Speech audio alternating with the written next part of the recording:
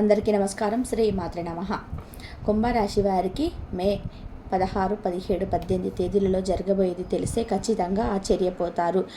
అన్ని పనులు కూడా పక్కన పెట్టేసి ఒక 10 నిమిషాలు వీడియోకి సమయాన్ని కేటాయించింది చూడండి. ఎందుకంటే ఎంతోమంది ఎన్నో రకాలుగా కుంభరాశి వారి గురించి చెప్తూ ఉంటారు. కానీ చాలా చోట్ల నుంచి బోలెడంత ఇన్ఫర్మేషన్ని కుంభరాశి వారి కోసం మరీ సేకరించి ఈ వీడియోలో అయితే క్లుప్తంగా వివరించడం అయితే జరిగింది.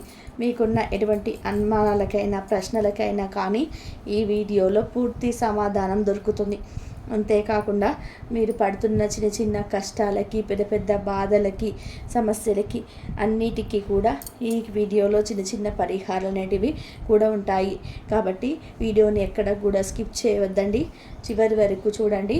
అప్పుడే మీకు పూర్తిగా అర్థమవుతుంది. ఆలస్యం చేయకుండా వీడియోలోకి అయితే వెళ్ళిపోదాము. వీడియోలోకి వెళ్ళే ముందు చిన్న రిక్వెస్ట్ అండి, మొదటిసారిగా మన ఛానల్లోకి వచ్చినట్లయితే ఛానల్ని సబ్స్క్రైబ్ చేసుకొని ఈ వీడియోకి ఒక లైక్ ఇవ్వడం మాత్రం మర్చిపోవద్దు. మీరు ఇచ్చే లైక్ వల్ల మాకెంతో మోటివేషన్గా ఉంటుంది. మరి కొంతమంది కుంభరాశి వారికి వీడియో అనేది రీచ్ అవుతుంది. ఇక ఆలస్యం చేయకుండా వీడియోలో అయితే స్టార్ట్ చేసేద్దాను.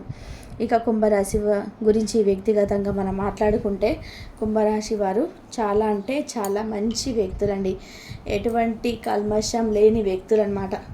మనసులోనైనా కళలోనైనా కానీ ఎదుటివారికి ఎటువంటి అపకారం చేద్దాము అని చెప్పి ఎప్పుడు కూడా అనుకోరు. కనీసం వీరికి నష్టం చేసిన వాళ్ళని చూసి కూడా కొన్ని సమయాలలో జాలి పడే గొప్ప మనసున్న వాళ్ళు కుంభరాశి వారు.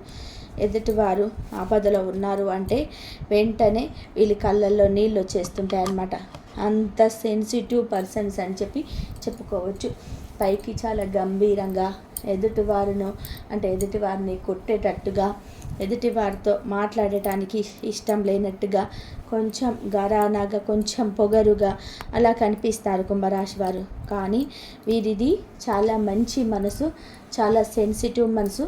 కాకపోతే ఎదుటివారితో వెంటనే కలుపుగోలుగా ఉండలేరన్నమాట. అంటే మనుషులు అన్న తర్వాత అందరూ కూడా ఒకే రకంగా ఉండరు కదండి. కొంతమంది ఏంటంటే ఈజీగా ఎదుటి వ్యక్తులతో కలిసిపోతారు. కొంతమంది ఏంటంటే కొంచెం అలవాటు పడినాక కలిసిపోతుంటారనమాట. అలా 2వ జాతికి చెందిన వాళ్ళు కుంభరాశి వారు. అయ్యో వీళ్ళు మనుషులతో కలవట్లేరు కదా అని చెప్పేసి వీరికి పొగరు గరానా ఉంది అంటే నిజంగానే పొరపాటు పడ్డట్టేనండి. ఎందుకంటే ఎటువంటి పొగరు కానీ, గరణ కానీ, కల్మషం కానీ, ఈర్ష్య కానీ కుంభరాశి వారికి అస్సలు ఉండవు అని చెప్పుకోవచ్చు అన్నమాట. అందరూ బాగుండాలి, అందులో నేను కూడా ఉండాలి అని చెప్పి అనుకునే వ్యక్తులలో కుంభరాశి వారు మొట్టమొదటి స్థానంలో ఉంటారు అని చెప్పుకోవచ్చు అన్నమాట. ఇక వ్యక్తిగతంగా వీరికున్న మంచి మనసుకి కొన్ని కష్టాలు, కొన్ని బాధలు, కొన్ని సమస్యలు వస్తూనే ఉంటాయి. అలాగే పట్టి కూడా పీడిస్తున్నాయి. పోయిన సంవత్సరం వరకు కొన్ని పర్సనల్ విషయాల వల్ల చాలా సమస్యలు అనేటివి ఎదుర్కొన్నారు. మానసికంగా చాలా బాధలు పడ్డారు, చాలా మానసికంగా నలిగిపోయారు అని చెప్పుకోవచ్చు అన్నమాట. అయినప్పటికీ కూడా కొంచెం ఇప్పుడు ఆ సమస్యల నుంచి ఊరట కలిగి కొంచెం మనశ్శాంతిగా ఉంటున్నారు అని చెప్పుకోవచ్చు. ఏది ఏమైనప్పటికీ కూడాను కుంభరాశి వాళ్ళు చాలా అంటే చాలా సెన్సిటివ్ అండి. ఇప్పుడున్న ఈ పరిస్థితి రోజులలో ఇంత సెన్సిటివ్ పర్సన్స్ చాలా తక్కువగా ఉంటారు. కానీ ఇంత సెన్సిటివ్ పర్సన్స్ ఎక్కువగా అంటే డేర్ అండ్ డాషింగ్గా ఉండే ప్రజల మధ్య ఉండడం కూడా చాలా కష్టం. అంటే ఊరికేనే ఇదైపోతారు, మానసికంగా కుంగిపోతారు, చీటికి మాటికి కాళ్ళల్లో నుంచి నీళ్ళు వచ్చేస్తుంటాయి, మొహమాట పడిపోతుంటారు, భయపడిపోతుంటారు అన్నమాట.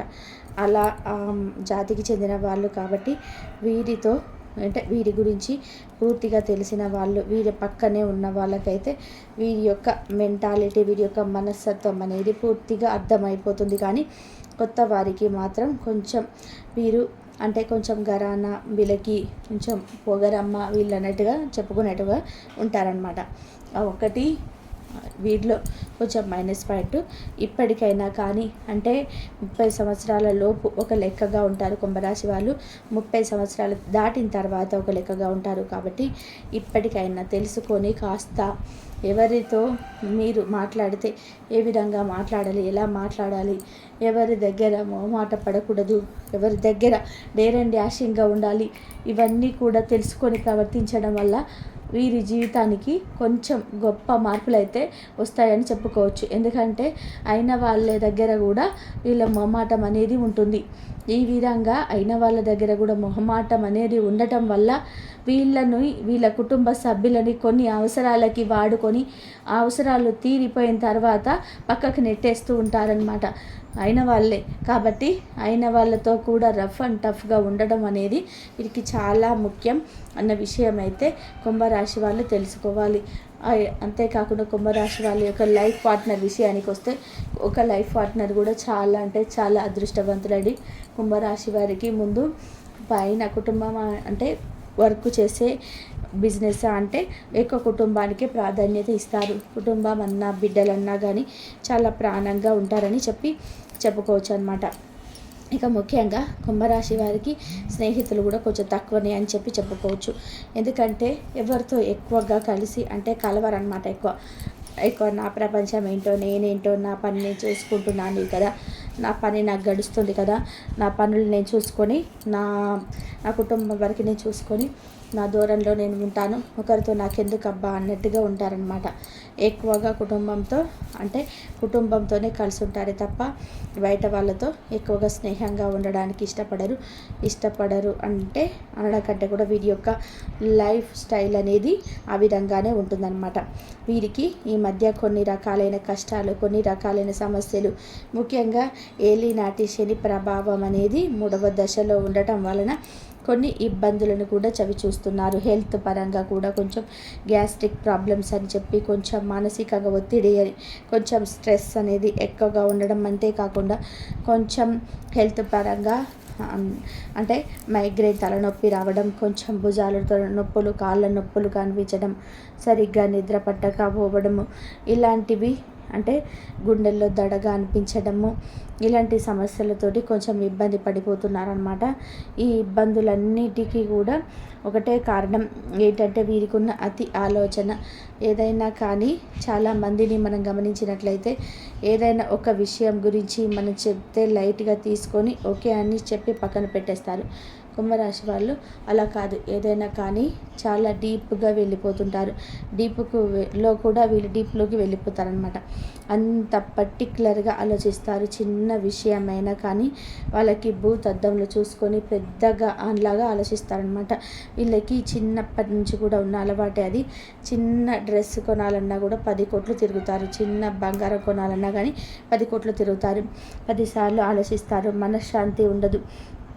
ఎప్పటికో ఎంతమందో ఓకే చెప్పినా ఎప్పటికో వాళ్ళకి నచ్చుతుందన్నమాట.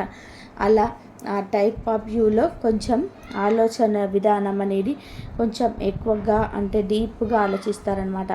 కాస్త డీప్నెస్ని తగ్గించుకొని అంటే ఏది శాశ్వతం కాదు భూమి మీద. మనిషి ప్రాణానికే అసలు గ్యారెంటీ లేని జీవితాలు ఇవి. కాబట్టి ఏది కూడా అంత డీప్గా వెళ్ళకండి.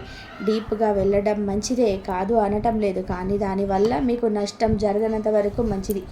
దానివల్ల మీరు నష్టపోతున్నప్పుడు ఆ నష్టపోవడం మీరు పక్కకు నెట్టాలని, డీప్నెస్ని తగ్గించుకోవాలని కానీ కాస్త అంత డీప్గా వెళ్ళకుండా పైనే ఆలోచించుకొని పైనే చేసుకొని ఏదో ముఖ్యమైన నిర్ణయాలు వచ్చినప్పుడు కుటుంబంతో కలిసి సలహా తీసుకొని ముందుకు వెళ్తే బెటర్ అని చెప్పి నా ఒపీనియన్ అనమాట.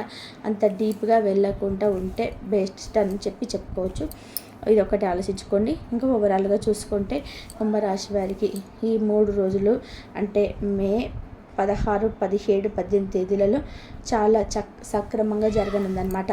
ముఖ్యంగా వృత్తిపరంగా చూసుకుంటే చిన్న పెద్ద బిజినెస్లు చేసే వాళ్ళకైనా, వృత్తి ఉద్యోగం చేసే వారికైనా, సాఫ్ట్వేర్లకైనా, వ్యాపారస్తులకైనా, ఎవరికైనా కానీ చాలా మంచిగా ఉంది. ఈ 3 రోజులలో ఒక రోజు చాలా బిజీగా ఉంటారనమాట. ఇక మిగతా 2 రోజులు కూడా కొంచెం అంత బిజీనెస్ అనేది ఉండదు, కొంచెం స్ట్రెస్ తగ్గించుకుంటారు. ఈ 3 రోజుల్లో వీరికి ప్రయాణం తగిలే అవకాశాలు కూడా కనిపిస్తున్నాయండి. ఇక అంతేకాకుండా ఓవరాల్గా మీకు అంతా కూడా అనుకూలంగానే ఉంటుంది. డబ్బుకు సంబంధించి గతంతో పోల్చుకుంటే ఇప్పుడు ప్రస్తుత రోజులలో కుంభరాశి వారికి చాలా వరకు కూడా పర్వాలేదని చెప్పుకోవచ్చు అనమాట. ఇక కుటుంబ పరంగా విషయానికి వస్తే కనుక కుటుంబ పరంగా భార్యాభర్తల మధ్య మంచి అనుకూలత ఉంటుంది. సమాజంలో మంచి గుర్తింపు ఉంటుంది. సంతాన పరంగా చాలా బాగుంటుంది. తల్లిదండ్రుల పరంగా చాలా బాగుంటుంది. ఇక అంతేకాకుండా ఎటువంటి అనారోగ్య సమస్యలు, ఎటువంటి టెన్షన్స్ కుటుంబానికి సంబంధించి ఉండవు. హ్యాపీగా ఈ కుటుంబంతో అంటే ఈ 3 రోజులు 2 రోజులు కుటుంబంతో ఎక్కువ టైం స్పెండ్ చేస్తారని చెప్పుకోవచ్చు అనమాట. ఇక సినీ రంగ పరిశ్రమల వారికి, రియల్ ఎస్టేట్ పనులు చేసే వారికి, రాజకీయ నాయకులకు కూడా ఈ 3 రోజులు కూడా చాలా అద్భుతంగా ఉందని చెప్పుకోవచ్చు అనమాట. ఇక లవర్స్ పరంగా చూసుకుంటే లవర్స్ పరంగా కూడా కొన్ని రకాలైన ఇబ్బందులను చూస్తారు. కొన్ని రకాలైనటువంటి ఎడబాటును కూడా చూడొస్తారు.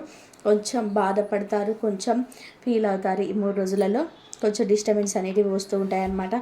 సో ఈ 3 రోజుల్లో కూడా ఇటువంటి డిస్టర్బెన్స్ చూడాలి మీరు, తప్పదు. తర్వాత మళ్ళీ మామూలుగా కలిసే అవకాశం అయితే కనిపిస్తూ ఉందన్నమాట. ఇక సంతాన పరంగా చూసుకుంటే ఎవరికైతే సంతాన భాగ్యం లేదు అని చెప్పి మెడికల్గా వెళ్ళారో వారికి కొంచెం బరువు తగ్గించుకొని మంచి ఆహారాన్ని, పండ్లు, కూరగాయలు ఎక్కువగా తీసుకుంటూ ప్రతిరోజు కూడా మంచిగా ఎక్సర్సైజ్ చేసుకుంటూ కాస్తంత బరువు తగ్గే ప్రయత్నం చేస్తే సంతానం మీకు ఖచ్చితంగా కలిగి తీరుతుందన్నమాట. ఇక ఎవరైతే వివాహం కోసం ఎదురు చూస్తూ ఉన్నారో వారికి వివాహ భాగ్యం కూడా కలిగే అవకాశం అయితే కనిపిస్తూ ఉన్నాయి. కాస్తంత వివాహం కోసం ఎదురు చూసే వాళ్ళకి ఆ వివాహం కోసం కొంచెం గట్టి ప్రయత్నాలు అయితే చేస్తే తప్పకుండా మీకు ఈ సంవత్సరంలోనే వివాహ భాగ్యం కలుగుతుందని రాసి పెట్టిందండి. ఇక ఓవరాల్గా మీకున్న సమస్యలు, బాధలు ఇవన్నీ కూడా తొలగించుకోవడం కోసం, అంతేకాకుండా కుంభరాశి వారు చాలా అందంగా ఉంటారు. రూపం విషయానికి వస్తే చక్కటి రూపం, విశాలమైన నుదురు, పెద్ద పెద్ద నేత్రాలు, ఒత్తైన కురులు, చక్కటి చిరునవ్వు, ఎదుటి వారిని ఇట్టే ఆకర్షణీయంగా ఆకట్టుకునే మాట తీరు, ఇవన్నీ కూడా వీరి సొంతమని చెప్పుకోవచ్చు. కాబట్టి వీరికి నరదిష్టి, నరఘోష చాలా ఎక్కువగా ఉంటుంది. ముఖ్యంగా బయట వారి కంటే కూడా అయిన వారిలోనే వీరి నరదిష్టి ఎక్కువగా పెట్టే అవకాశం అయితే ఉంటుందన్నమాట. కాబట్టి ఎవరు అయిన వాళ్ళు, ఎవరు పరాయి వాళ్ళు అని ఇప్పటికే కుంభరాశి వారికి తెలిసే ఉంటుంది. కాబట్టి ఎవరు అయిన వాళ్ళు, ఎవరు పరాయి వాళ్ళో తెలుసుకొని వాళ్ళకి తగ్గట్టుగా వాళ్ళు మీతో ఏ విధంగా అయితే ప్రవర్తిస్తున్నారో వారితో మీరు కూడా ఆ విధంగానే ప్రవర్తించి ఎవరికి ఎటువంటి సమాధానం ఇవ్వాలో తెలుసుకొని దానికి తగ్గట్టుగా మీ యొక్క బిహేవియర్ కూడా ఉన్నట్లయితే ఖచ్చితంగా మీకు ఎటువంటి ప్రాబ్లమ్స్ అనేవి రాకుండా ఉంటాయని అన్న విషయాన్ని గుర్తుపెట్టుకోండి. ఇక మీకున్న నరదిష్టి తొలగించుకోవడం కోసం ప్రతి ఆదివారం ఎర్ర నీళ్ళు దిష్టి వేసుకుంటూ ఉండడం, ఇంటికి బూడిద గుమ్మడికాయతో అమావాస్య కల్లా దిష్టి తీసేసుకుంటూ ఉండడము, అంతేకాకుండా ప్రతి సోమవారం శివాలయానికి వెళ్ళడము, విభూదిని శివాలయం నుంచి తెప్పించుకొని ఏదైనా ముఖ్యమైన పని మీద బయటకు వెళ్ళేటప్పుడు లేదా ఏదైనా ప్రయాణాలు చేసేటప్పుడు మొదటిన విభూదిని ధరించడము, కాస్తంత స్నానం చేసే నీటిలో విభూదిని వేసుకోవడం వల్ల కూడా మీకున్న దిష్టి దోషాలనేవి పూర్తిగా తొలగిపోతాయి. అంతేకాకుండా ప్రతి మంగళవారం కూడా ఆంజనేయ స్వామి గుడికి వెళ్ళడము, అక్కడికి వెళ్ళినప్పుడు సింధూరాన్ని తెచ్చుకోవడము, ఏదైనా ముఖ్యమైన పనుల మీద వెళ్ళేటప్పుడు సింధూరాన్ని ధరించి బయటకు వెళ్ళడము, అంతేకాకుండా బయటకు వెళ్ళేటప్పుడు జేబులో ఒక పచ్చటి నిమ్మకాయని వేసుకొని వెళ్ళడము, ఆ నిమ్మకాయని ఇంటికి వచ్చేటప్పుడు ఇంటి బయట ఎడమ చేతి వైపు తలపై భాగాన కుడి చేతి వైపు 3 సార్లు ఆ నిమ్మకాయని తిప్పేసుకుని దూరంగా విసిరి పడేసేయడము. దీనివల్ల ఏంటంటే మీకున్న నరదిష్టి, నరఘోష అనేది పూర్తిగా తొలగిపోతాయన్నమాట. అంతేకాకుండా ప్రతి శనివారం కూడా వెంకటేశ్వర స్వామి గుడికి వెళ్ళడము, తులసి మాలను సమర్పించుకోవడము, స్వామివారికి రావి చెట్టు, వేప చెట్టు కలిసి ఉన్న దగ్గర గ్లాసుడు పాలు, గ్లాసుడు నీళ్ళతోటి ఆ యొక్క చెట్టు మొదట్లో పోయడము, ఆ చెట్టు దగ్గర నేతితో కానీ లేకపోతే నువ్వుల నూనెతో కానీ దీపారాధన చేసుకుంటూ ఉండడం వల్ల మీకున్న అనారోగ్య సమస్యలు ఏమైనా ఉంటే అవి పూర్తిగా తొలగిపోతాయి.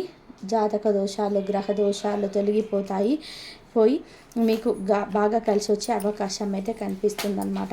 ఇక ఓవరాల్గా చూసుకుంటే ఈ 3 రోజులు కూడా ఎటువంటి ఇబ్బందులు, ఎటువంటి సమస్యలు అయితే ఏవీ లేవండి.